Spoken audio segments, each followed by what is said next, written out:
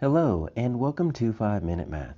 Today we are looking at the 8th grade concept of congruence and transformations. This is standard 8.10b in the great state of Texas, and we are using item number 33 off the 2016 released STAAR test.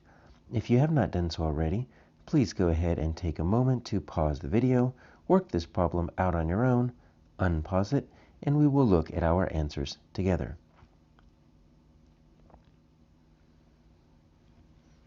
So we just have a set of representations here of transformations, and we're looking for one that does not preserve congruence. So congruence is the same size and same shape. And we don't have any of these labeled, but we can just kind of visualize them if we really need to. So let's look at A. So x and y gets translated into 1/7 x and 1/7 y. So if I were to do something like this, so let's just take a triangle like this. Let's pretend I've plotted a triangle up there over on quadrant 1. So if I were to take that, and let's say I've got my 3 points, my x and my y coordinates for these 3 corners here. If I were to change that into 1/7, it would really kind of, first off, shrink it. It would be 7 times smaller because I'm taking those x and those y and I'm dividing it by 7, because that's really what multiplying by 1/7 means. It would end up being a lot smaller. It would kind of be shifted over to the left a little bit. So it would kind of be something like that. And that's definitely not congruent because this is a dilation.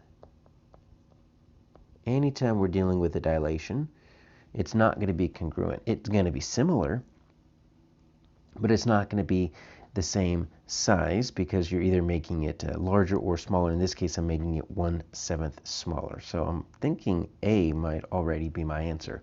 Let's check the other ones. So B, and you know what, just for our sake, let's do the same thing. Let's say we've got a triangle right here. All right, so +7 + 7. So you know what this is? This is a translation. We're going to slide this. So it's still going to be congruent, but I'm sliding it 7 to the right because I'm adding a +7 to the x. I'm sliding it 7 up because I'm adding a +7 to the y. So it's going to end up looking something like this. Same size, same shape. I just slid it over and then I slid it up. So that's looking good for my congruence. Let's check my C right here. All right, so I've got my triangle. And then I've got my, oh, interesting. So we're going to keep the x the same, but we're going to take that y and we're going to make it negative. So this x right here is going to stay the same, but the y becomes negative. So that one goes to like right there. This x stays the same. The y becomes negative, so it's going to go down there in quadrant 4. This x stays the same up here. Oh, that's going to go all the way down there. All right, so this is what it looks like.